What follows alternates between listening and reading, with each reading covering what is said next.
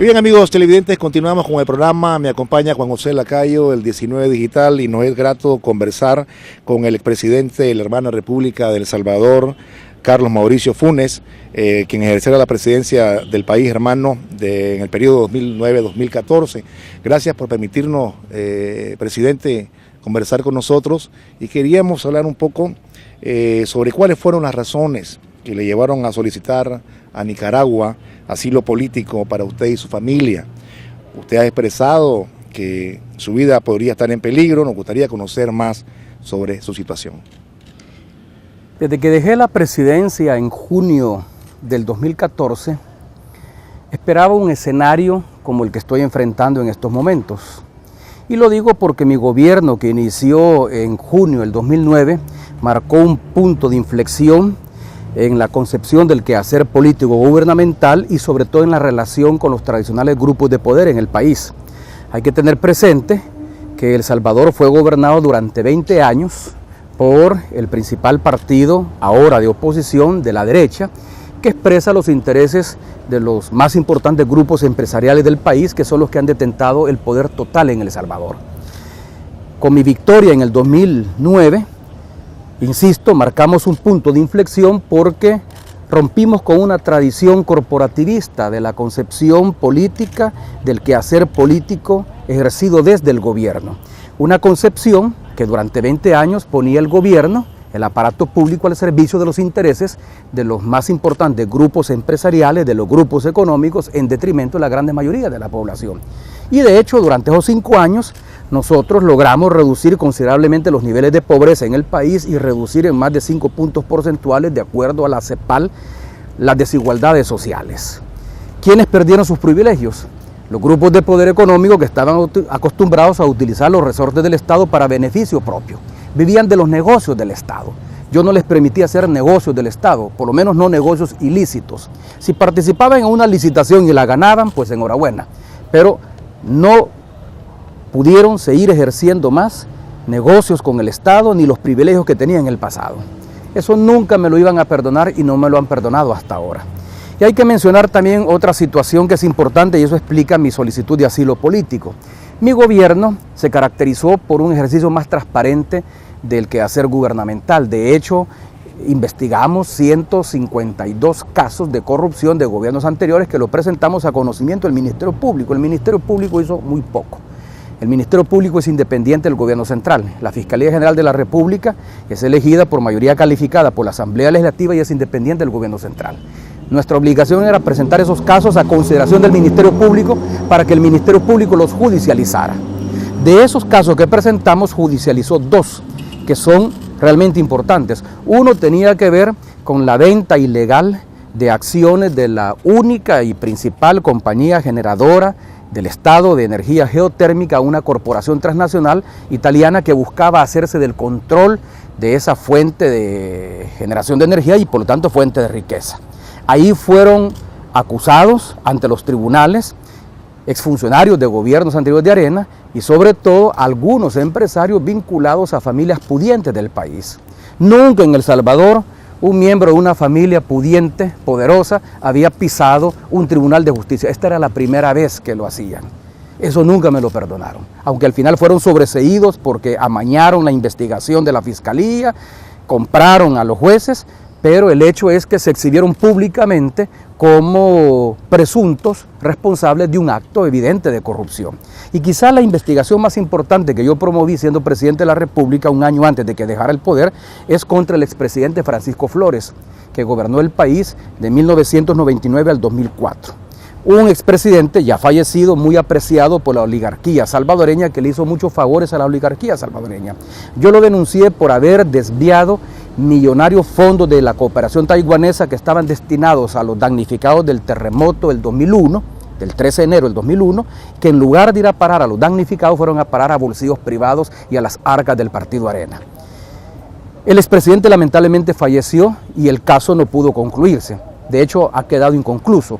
Se extinguió la acción penal por el hecho de que él falleció. Se mantiene la acción civil, pero la Fiscalía no está haciendo absolutamente nada para sobreaveriguar a dónde han ido a parar esos recursos y quiénes son los principales beneficiarios. Esos dos casos, la oligarquía nunca me los perdonaba.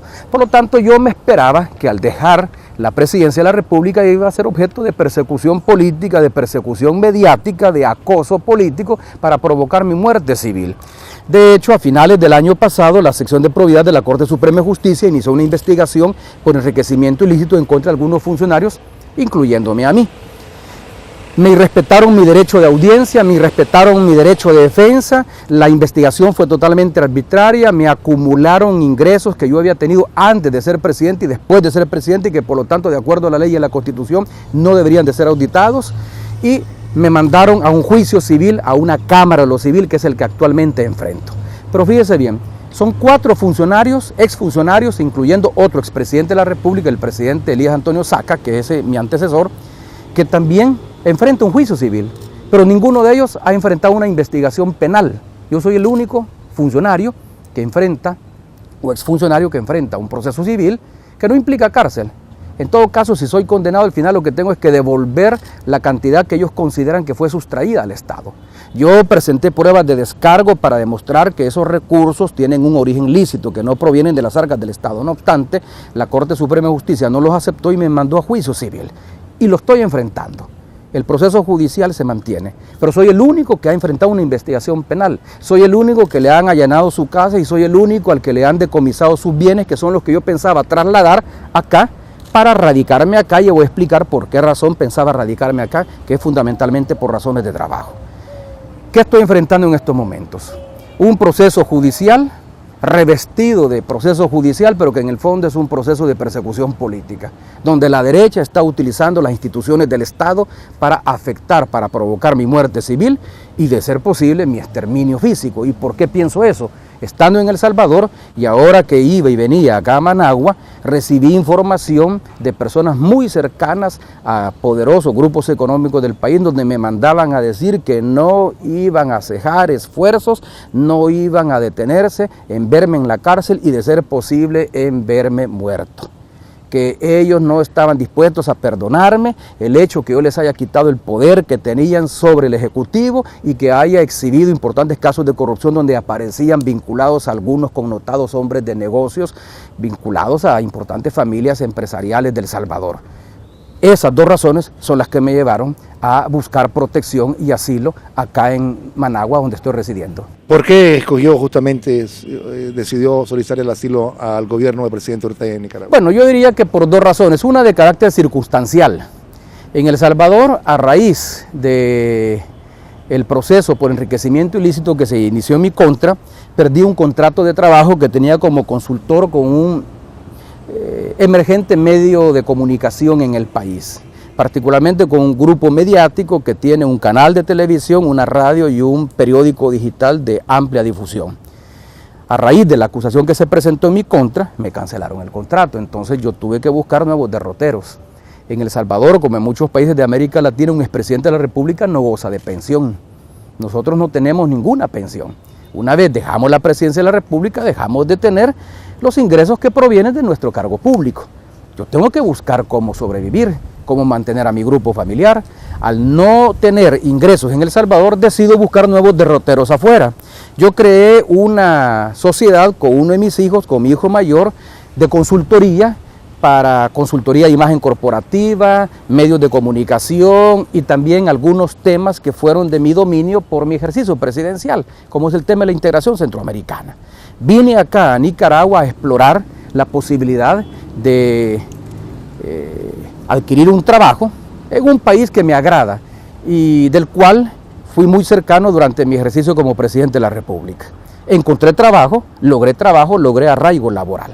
Entonces hay una razón de carácter circunstancial. ¿Por qué en Nicaragua? Bueno, porque aquí estoy trabajando, porque aquí estoy residiendo, porque aquí he trasladado a mi grupo familiar. Pero ¿por qué también? Porque este es un gobierno democrático que respeta la Constitución y la Constitución nicaragüense le da la facultad al Estado de Nicaragua, al gobierno de Nicaragua, para que aquellos que se consideren perseguidos políticos por razones de filiación política o por haber luchado por la democracia, por los derechos humanos, por la justicia social, y porque se consideran perseguidos no necesariamente por el gobierno en turno, sino que por poderes fácticos, como es el caso mío, puedan acogerse a la protección que brinda el gobierno nicaragüense.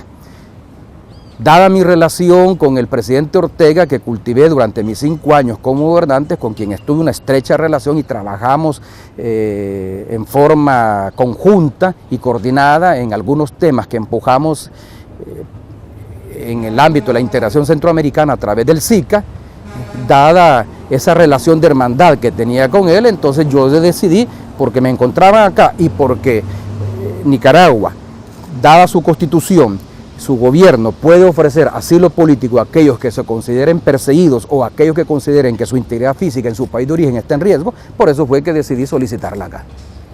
¿Cómo recibió la decisión del gobierno nicaragüense de otorgarle asilo político a usted y a su familia? Mire, con beneplácito y como un reconocimiento a los lazos de hermandad que existen entre ambos pueblos. Ideológicamente yo estoy identificado no solo con el actual gobierno de El Salvador, sino que también con el gobierno de Nicaragua. Y de hecho, como le expliqué anteriormente, en muchos de los esfuerzos que realizamos conjuntamente con el presidente Ortega desde el SICA, había una identidad de intereses y de propósitos comunes, ambos como mandatarios. Pero lo que más me impactó es la solidaridad con que él atiende mi solicitud. Estando en El Salvador, el fiscal general de la República, 2 o 3 semanas atrás, dijo que él tenía información de inteligencia fiscal de que yo estaba solicitando asilo político. Y yo le respondí a través de las redes sociales que yo no había solicitado asilo en Nicaragua ni estaba tramitando ningún asilo en Nicaragua, porque no mentí en ese momento. De hecho, no lo había hecho ni lo había considerado. A raíz de la manera como se llevaron a cabo los allanamientos a mi casa, a raíz de la forma como confiscaron mis bienes que pensaba traer acá para radicarme en Managua, a raíz de la manera como se han conducido las investigaciones penales en mi contra, a raíz también de ese proceso que inició el año pasado y que inició la sección de probidad de la Corte Suprema de Justicia, una corte totalmente cooptada por la derecha en El Salvador. A raíz de eso es que yo hago algunas consultas con mis abogados y es que tomo la decisión de pedir el asilo político. La decisión la tomo el 31 de agosto, la solicitud la mando el 1 de septiembre y afortunadamente el gobierno pues respondió en una forma expedita a mi solicitud. Hay quienes han dicho asilo express. El gobierno nicaragüense es soberano en el otorgamiento de asilos, no le tiene que pedir permiso a nadie. Si las razones expuestas ante las autoridades nicaragüenses son razones que ellos consideran fundadas y de peso, yo expresé entre las razones que solicité que me concedería un perseguido por mi filiación política, por lo que había hecho durante mi gobierno en 5 años, por los cambios que había provocado en El Salvador que habían generado una especie de vendetta política de parte de la derecha salvadoreña. Y además, porque tenía fundadas razones, tenía suficiente información para considerar que podía estar en riesgo si regresaba a El Salvador mi integridad física. Los compañeros del partido FMLN, que es el partido que está en el FMLN, ellos tenían contacto conmigo y ellos mismos me mandaron a decir que también ellos tenían información de que si yo regresaba a El Salvador no solo ponía en riesgo mi integridad física, sino que seguramente iban a violar mis derechos e iba a ser capturado inmediatamente. Y ellos mismos incluso me recomendaron que procediera a solicitar el asilo político acá en Nicaragua. ¿Considera que el clima de seguridad, de paz, de tranquilidad y de desarrollo que hay en Nicaragua es propicio para desarrollar aquí su labor? Mire, hay que decirlo, y no lo digo necesariamente porque esté viviendo en Nicaragua y el pueblo y el gobierno nicaragüense me haya sido hospitalario conmigo. Es un hecho que no se puede cuestionar. Nicaragua, en toda la región centroamericana, tiene los niveles más bajos de inseguridad. Yo vengo de un país donde solo en un corto periodo de 18 meses que goberné, logramos bajar la tasa de homicidios a 30 homicidios por cada 100.000 habitantes. Pero ahora, lamentablemente, las políticas de seguridad pública no han sido lo efectivo que quisiéramos y los niveles de seguridad, de inseguridad ciudadana se han elevado. tenemos la tasa de homicidios más alta del mundo. Tenemos una frecuencia de homicidios que oscilan entre 15 a 20 homicidios diarios. Hay algunos días que baja un poco. Nicaragua no tiene ese problema. Nicaragua tiene la tasa de homicidios más baja de la región. Tiene la frecuencia de homicidios y de crímenes más baja de la región. Es un país donde la policía ha sido efectiva en el control territorial y donde las políticas de seguridad ciudadana también han sido efectivas. De hecho, estando en el gobierno, yo propuse que el Triángulo Norte, que está integrado por Honduras, Guatemala y El Salvador, 3 países que compartimos más o menos los mismos niveles de inseguridad ciudadana, que nos vemos golpeados por el crimen organizado y por las pandillas, por el fenómeno de las pandillas, viniéramos a conocer la experiencia exitosa de Nicaragua. Y me parece, y lo digo con toda sinceridad, que es un error que no se incluye en ese esfuerzo el Triángulo Norte a Nicaragua. Hoy El Salvador, Nicaragua, Honduras y Guatemala acaban de firmar un acuerdo con el gobierno de los Estados Unidos para garantizar la seguridad de la región. ¿Por qué dejar fuera a Nicaragua siendo que tiene una experiencia exitosa? Los niveles de seguridad, de paz y tranquilidad en Nicaragua son envidiables. Algo se ha hecho bien. Y eso que se ha hecho bien habría que aprenderlo y por lo tanto esa experiencia ya acumulada sería bueno que se trasladara a los gobiernos de la región. La policía está siendo más efectiva que las policías de Guatemala, Honduras y El Salvador. Las fuerzas de seguridad pública igual. Y en términos de niveles de desarrollo, ustedes tienen una tasa de crecimiento envidiable, creo que del orden del 4 o 5%. Nosotros por años históricamente hemos pasado, cuando yo recibí el gobierno, de una tasa negativa de menos 3,5%, yo terminé mi gobierno con una tasa de casi el 2%, que es la que se ha mantenido hasta ahora. Tienen los niveles de inversión extranjera mayores en toda la región centroamericana. Es una nación que está en pleno desarrollo, en franco desarrollo. Oportunidades de trabajo para mí las hay. Para muchos salvadoreños también, por eso es que no es extraño que muchos grupos empresariales salvadoreños y salvadoreños que vienen a trabajar con esos grupos empresariales estén acá. Es decir, es una nación que está en franco desarrollo y que ha logrado el ambiente de paz, tranquilidad y seguridad que se requiere para lograr altas tasas de crecimiento y mayor desarrollo social. Y han tenido también políticas efectivas de combate a la pobreza y reducción de la desigualdad social. Eso es envidiable, es una experiencia que había que asimilarla. Ahora, estoy acá no porque sea el país más seguro. Estoy acá no porque sea el país con las mayores tasas de crecimiento de la región o las mayores tasas de inversión extranjera. Estoy acá sencillamente porque es un país solidario cuyo gobierno me ha dado hospitalidad y me garantiza la protección que yo requiero para asegurar la integridad física mía y la de mi grupo familiar. Muchas gracias, presidente. Nosotros continuamos con el programa.